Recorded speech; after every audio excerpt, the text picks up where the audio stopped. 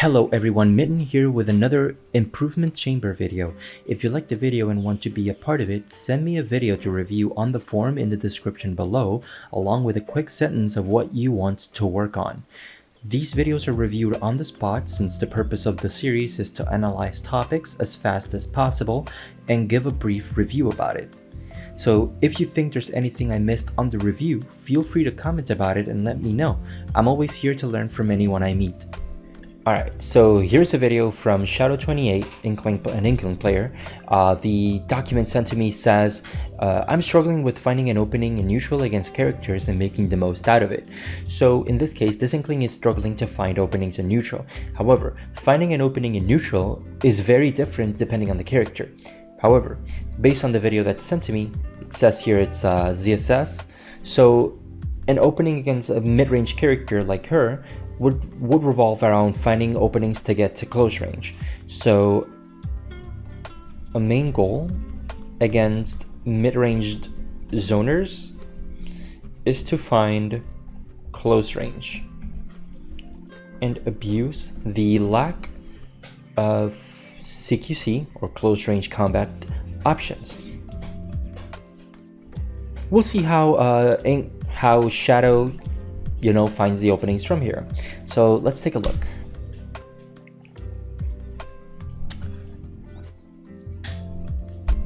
Okay, nice.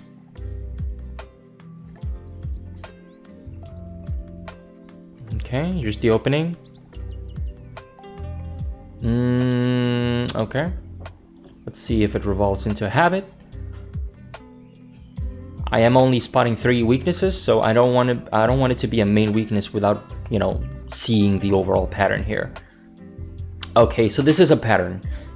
Okay, I'll explain that in a bit. Let me see if I find any other more to cover everything at the same time. Okay.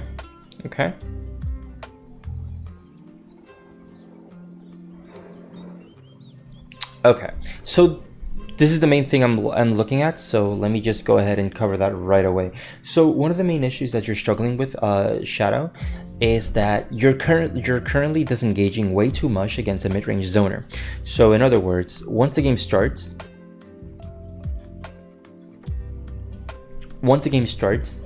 your goal against a character that loves to jump is to be directly under her. Why? Because once you're directly under a mid-range zoner like ZSS is forced to press a button such as Nair, right? Yes, Nair is safe, but you know what is not safe? The option that comes after: jab, forward tilt, down tilt, etc, etc. So these options can be shield grabbed, for example. They can be naired out of shield, etc, etc. So the only option that ZSS has, it's a 50-50 between Nair jab or Nair dash away, for example, or up air or zair. It's the same idea because all her landing aerials are safe. However, you abuse this by getting under her because you either force her to mash or you force her to disengage, which puts her in the corner, which gives you another opening to get up close. So let's see. You get an opening here, you catch the shield, you get a good string, good job. You force her to mash out of the option. I assume she was going for jab on the ground, but then the Nair happened, so that's good.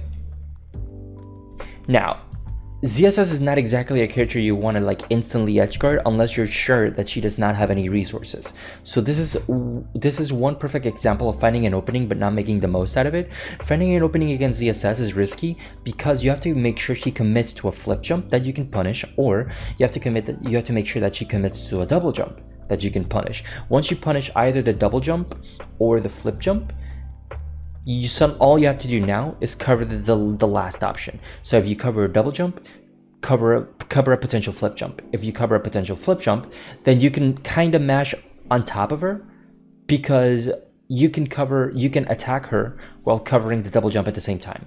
So ideally, if you cover a flip jump, then you can get very aggressive with her, just like that little backer you did. However, this backer was risky in this case because she still had all of her resources.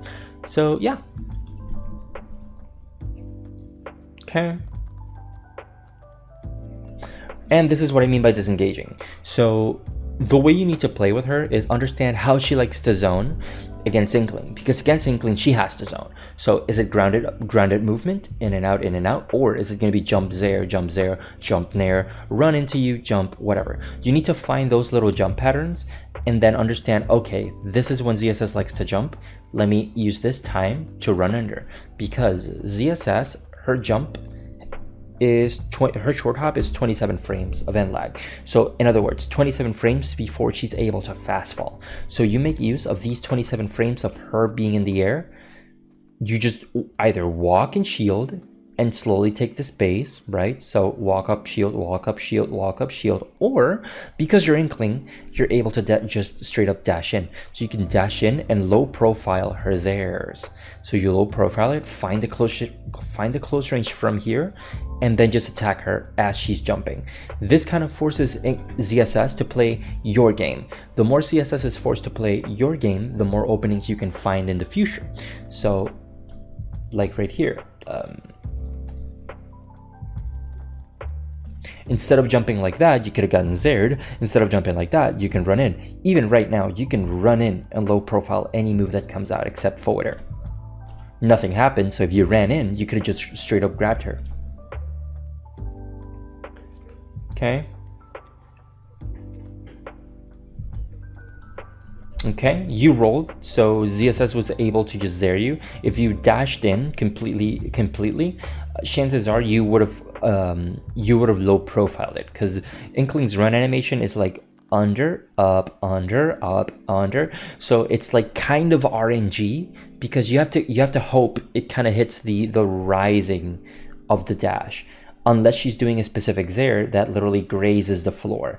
Otherwise, it's probably not gonna hit reliably.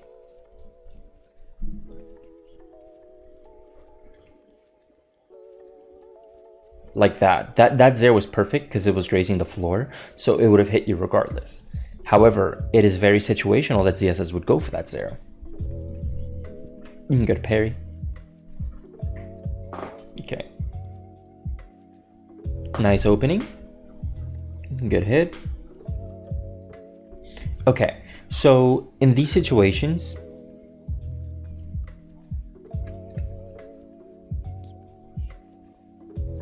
and sadly, this is a matchup that you have to respect. So it's this ZSS is playing the matchup correctly, but you're not playing it optimally either. So she's making the most out of your non-optimal play. So in this little opening that you find, let's see, right here. See, this is exactly what I'm talking about. So let me go back a little bit.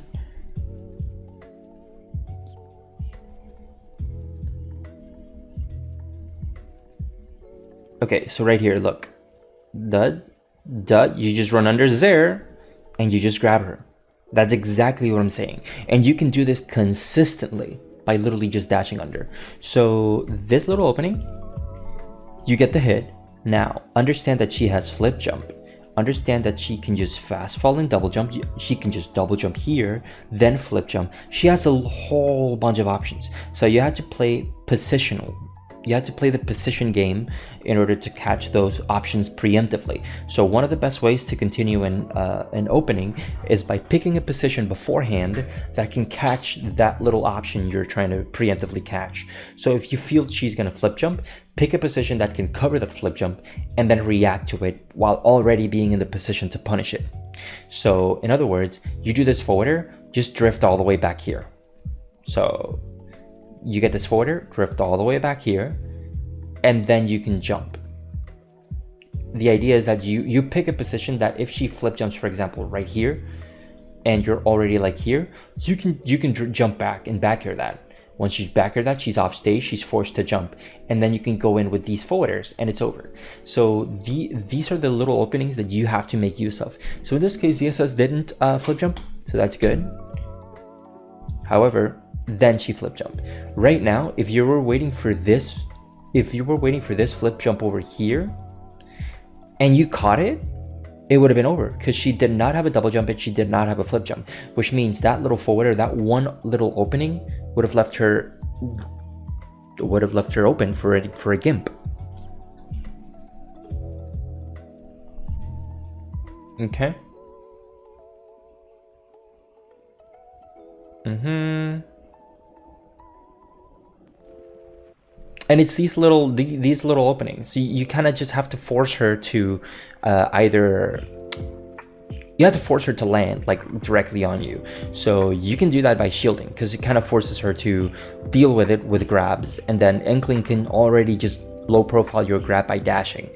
Inkling can already low profile your most of your moves anyways. So by literally just dashing against characters that cannot deal with your low profile, in and of itself, it's really strong. So again, make use of these little timings. See, there's a delay behind the attacks, and then right here, this is an opening, because you can see she's just going attack, jump. So these are the little openings you can expose.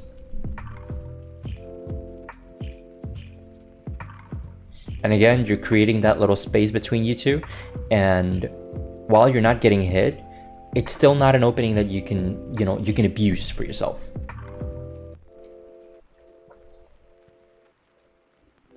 Right there, the Zare missed, and you were just running under her.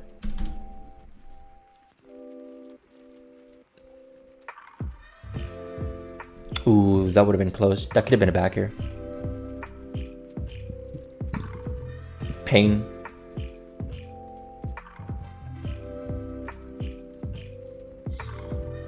Okay, good ink recharge. Ooh, caught you running in. That's actually dangerous. Let's see. Grab the ledge. I'm look it up. Ooh, that was actually good. Okay. ZSS was waiting for your get up option, and then ZSS grabbed. You waited from there and just rolled in. You do have to be careful though, because you could have gotten a hard punish for that. But that was the first time you did it, so that's fine. Okay, so let's see. Up throw. Okay, that was an up air. I'm not sure if that was booyah percent, so I'm not gonna say anything about that. Okay, and you got killed. Okay, I think this is good enough for what you want to cover, because I am very sure that this match is going to continue go pretty much the same way. So let me skip ahead a little and see what you're doing. So okay, okay, so an opening is found here. So let's see what happens. You get hit, you get ink damage, you get a grab. Okay, so this is another thing. You get a small opening here. That was good. You kind of force a defensive option through the splatter shot. That's fine. You roll under her. As you can see, she can't do anything to your low profile. You grab her. Now, this is key. What character you're fighting against depends on where you use your throws. So for example, up throw is perfectly fine. So you can up throw, yes, but once you up throw, look at what happens. Okay, right here you up throw, and then you opt for up air. Instead of going for up air, you should be going for a move that puts her off stage. So you need to think about more, where does my opponent does not want to be? So in this case, ZSS does not want to be edge guarded, mostly because most ZSSs will panic and then just instantly jump, double jump, flip jump, whatever. So if you abuse this weakness of the potential character weakness, you can find more openings through this. So you can up throw and then forward air or nair, and then follow along with that. I'm pretty sure you can up throw nair into another follow up, so you just go for that. But the idea is to go for an extension, create an extension through up air nair, and then play the 50-50 game from there. Think to yourself, do they want to recover low, or do they want to flip jump, match a recovery resource? Basically, if they match that recovery resource, optimally you should be ready for that, and then catch that, because that little opening, they flip jump, you're already here, you're cool back air, and then they're off stage, and now they just can't do anything about that, right? And then once they don't have that flip jump available, they don't have that double jump available, you just get to abuse that, because then you just get a free edge guard, because ZSS without any good resource is just any other normal character, and you can just abuse that recovery for free. So you have to be very aware, exploit the resources, know where the opponent does not want to be, and then also exploit the fact that most characters are actually kind of laggy before they use their landing aerials. So depend as well on how they like to play. This is pretty much it. I've already explained 3 of the main weaknesses. So yeah, I do hope that this helps you out, and I do hope it helps as well the viewers watching the video right now. Alright, that is it for this video. I hope you all liked it and hope you have a great rest of your day.